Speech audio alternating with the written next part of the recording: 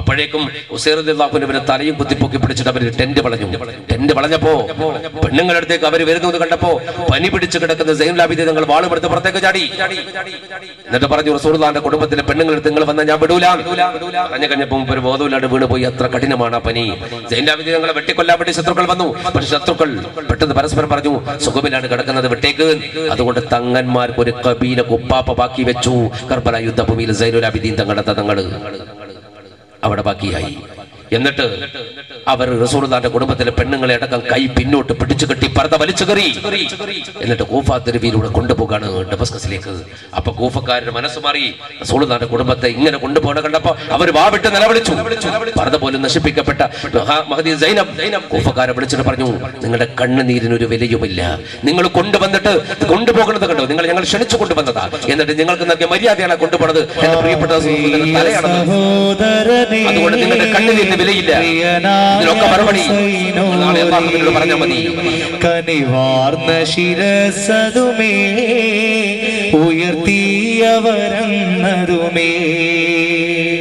സ്നേഹ സഹോദരരേ പ്രിയനായ ഹുസൈനൂരേ കനിവാർന്ന ശിരസതുമേ ഉയർത്തിയവരന്നതുമേ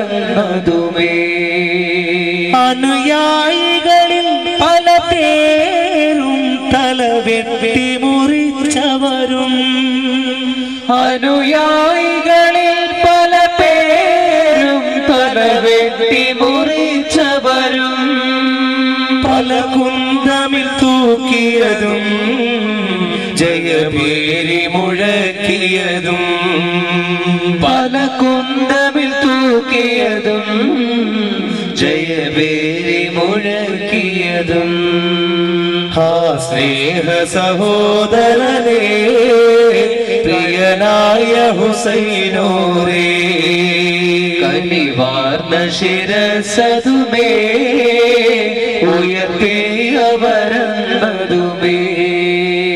ഉസൈർ റളിയല്ലാഹു അൻഹുവിന്റെ പരിശുദ്ധ ശരീരം ശിരസ് കുന്തത്തിൽ പൊക്കിയിട്ട് അവർ കൊണ്ടുപോയി.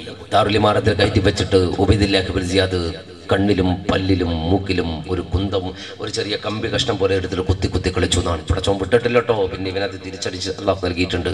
അവസാനം ആ തലയുമായി അവര് ഡമസ്കസിലേക്ക് പോയി. യസീദ് തല കണ്ട് ഞെട്ടി. യസീദ് പറഞ്ഞു, ഞാൻ കൊല്ലാൻ പറഞ്ഞിട്ടില്ല. ഹുസൈൻ വന്നപ്പോൾ യുദ്ധം ചെയ്യാൻ പറഞ്ഞത് ശരിയാണ്, ഞാൻ കൊല്ലാൻ പറഞ്ഞിട്ടില്ല.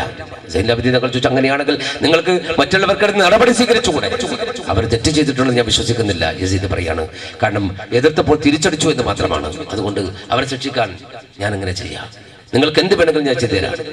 അവസാനം സൈനുൽ ആബിദീൻ തങ്ങൾ ഒറ്റ നിർദ്ദേശം വെച്ചു, എന്റെ പ്രിയപ്പെട്ട ഒപ്പാന്റെ തല കൊണ്ടുപോകാൻ എന്നെ അനുവദിക്കണം. പട്ടിൽ പൊതിഞ്ഞിട്ട് തിരിച്ചു മദീനയിലേക്ക് വിടാൻ തീരുമാനിച്ചു. പട്ടാളക്കാരെ കൂടെ അയച്ചു. വളരെ മാന്യമായി അവർ പെരുമാറി. എന്നിട്ട് മഹാനായ ഉസൈർ റളിയല്ലാഹു അൻഹുവിന്റെ തല വിശുദ്ധ മദീനയിലേക്ക് കൊണ്ടുവന്നു. ജനങ്ങൾ അലമുറയിട്ട് കരഞ്ഞു. ഒരു വിവരം അറിയിച്ചിരുന്നുവെങ്കിൽ കൂഫ പട്ടണത്തിലേക്ക് ഞങ്ങൾ വരുമായിരുന്നുവെന്ന്. പോയ കാലഘട്ടത്തിൽ അൻസാറുകളും മുഹാജിറുകളും അടങ്ങുന്ന ഒരു സഹാബ ചരിത്രത്തിന്റെ വാക്യപത്രം അവരോട് കരഞ്ഞു പറഞ്ഞു. പ്രവാചകന്റെ കുടുംബം മൗനമായി നിന്നു. അങ്ങനെ വിശുദ്ധമായി ജന്നത്തുൽ ബഖീന്റെ ഒരു ഭാഗത്ത് ഫാത്തിമ ബിബിയുടെ പരിശുദ്ധ ഖബറിന്റെ ചാരത്ത് ഉസൈർ റളിയല്ലാഹു അൻഹുവിനെ മറവ് ചെയ്യുമ്പോൾ ലോകചരിത്രം സാക്ഷിയായി.